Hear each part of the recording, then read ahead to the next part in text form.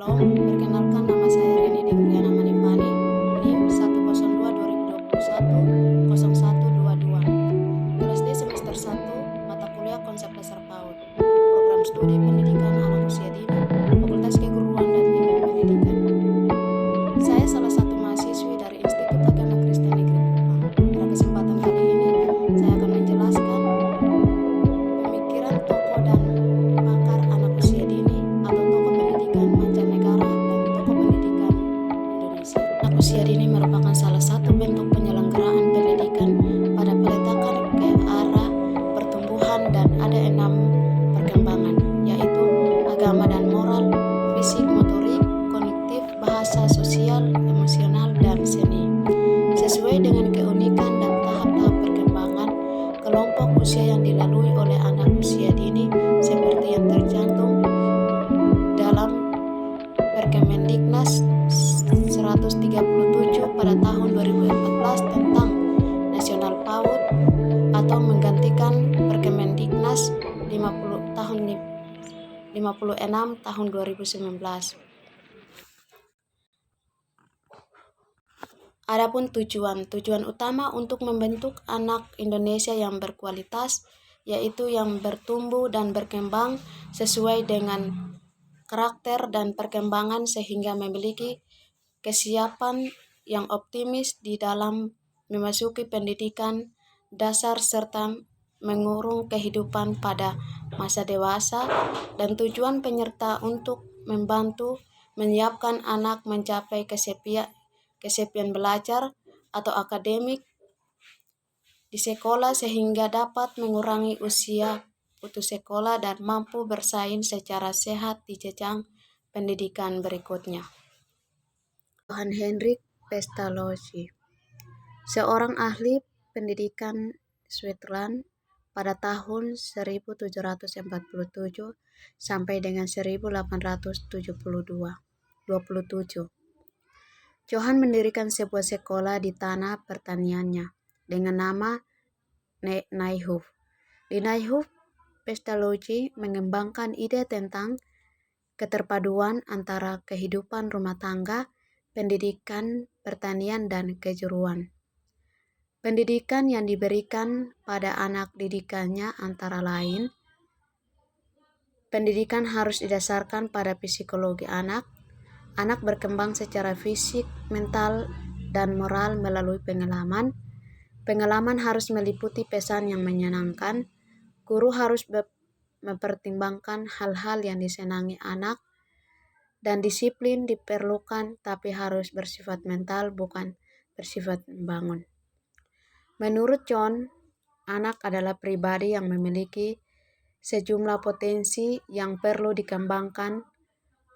Anak seharusnya tidak hanya dipandang sebagai makhluk individu, tetapi juga harus sebagai dipandang makhluk sosial juga, karena anak setidaknya sudah mulai belajar untuk bersosialisasi dengan lingkungan sekitarnya.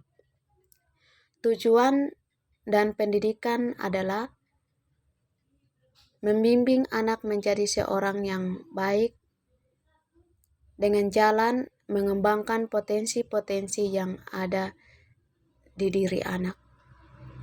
Contoh, implementasi teori AFM dalam perjalanan anak usia dini dari berbagai lembaga, yaitu memberikan alat yang dapat menghasilkan bunyi-bunyian melalui konsep penglihatan atau visual, melalui perkembangan warna-warna yang menarik di dalam kelas dan di taman anak-anak. Konsep ingatan atau memoti dengan cara melalui konsep bercerita sederhana, singkat, aktual, dan dekat dengan kehidupan sehari-hari anak. 2.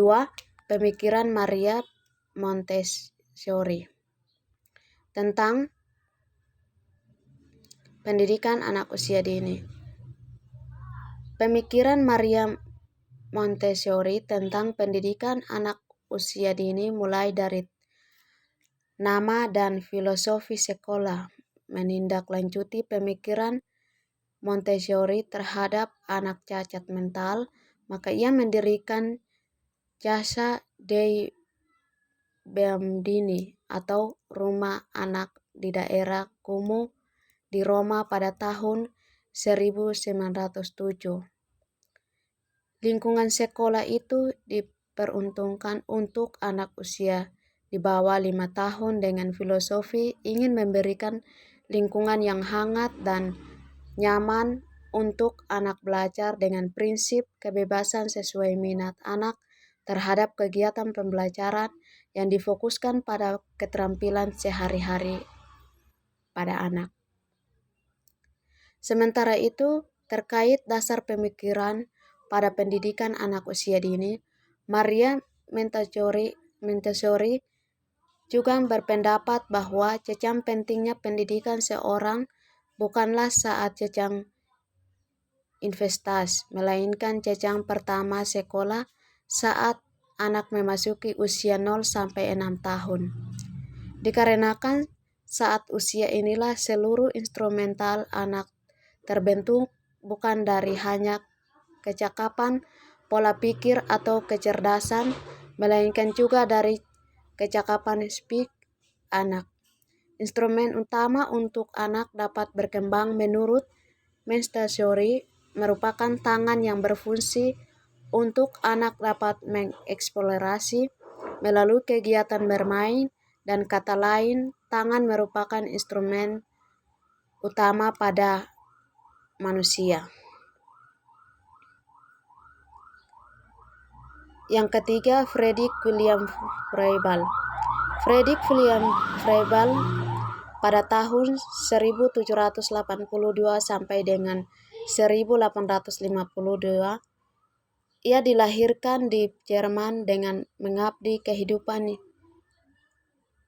dalam mengembangkan suatu sistem untuk mendidik anak. Froebel dianggap sebagai ayah dari pendidik anak usia bayi. Selain itu dikenal sebagai pencipta Garden of Kindergarten atau Kindergarten atau Taman Anak-anak yang didirikan pada tahun 1837 di Blankenburg, Jerman. Pandangan Froebel terhadap atau tentang pendidikan merupakan perluasan dari pandangannya terhadap dunia, pemahamannya tentang hubungan individu, Tuhan, dan alam. Pendidikan dapat membantu perkembangan anak secara wajar. Pendidikan taman anak-anak perlu mengikuti sifat dari anak-anak. Bermain dipandang sebagai salah satu metode dari pendidikan dan charge dari anak untuk meniru kehidupan pradewasa dengan wajar. Menurut Froebel, guru bertanggung jawab dalam membimbing dan mengamankan. Dengan demikian, anak menjadi kreatif dan akan menyumbangkan kepada masyarakat. Oleh karena itu, mengembangkan kurikulum sekolah dengan terencana dan sistematis. Dasar kurikulumnya adalah Give on of the Tune, nyanyian-nyanyian yang diciptakan dan bermain yang mendidik. Yang keempat, John Dewey. John Dewey pada tahun 1859 sampai dengan 1956, John Dewey merupakan salah satu tokoh Amerikan yang mempengaruhi pendidikan di Amerika.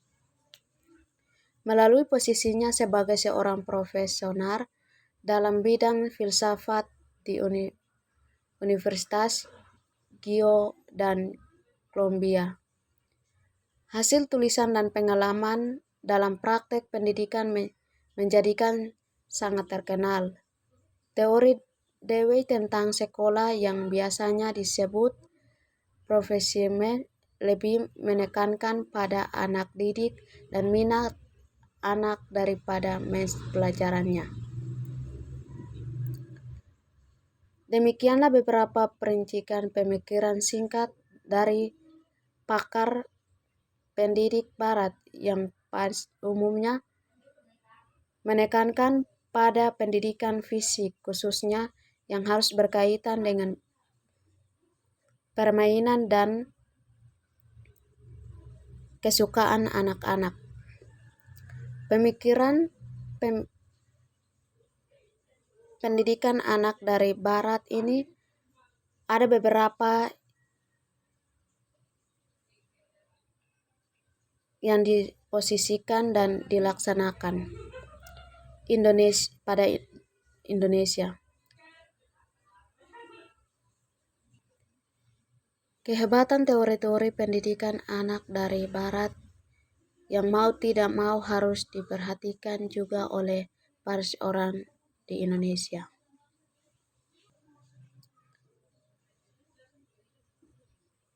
Yang kelima, Johann Amos Comenius. John Amos Comenius pada tahun 1592 sampai dengan 1670, ia adalah tokoh Eropa yang pertama kali mengembangkan perhatian terhadap dunia pendidikan anak. Ia sangat mencintai anak dan corak mendidik yang diinginkannya adalah bercorak agama. Dalam pemikiran, anak adalah karunia Tuhan kepada manusia yang karenanya harus dirawat, dipelihara, dan dididik dengan baik sehingga tidak dengan kekerasan dan pukulan. Pendapat tersebut itu merupakan protes atas perlakuan keras dan kasar terhadap anak dalam kegiatan pendidikan di zamannya. Tujuan pendidikan digariskan kepada 1. Mencapai ilmu pengetahuan, 2. Mencapai akhlak, 3. Mencapai kesalehan dan ketakwaan. Menurut Comenius, melalui 4 tingkat yang didasarkan pada pengembangan bahasa anak. Yang pertama, di lahir sampai umur 6 tahun, masa anak-anak belajar dalam school invoking dengan lokasi yang paling baik adalah mengakuan ibu.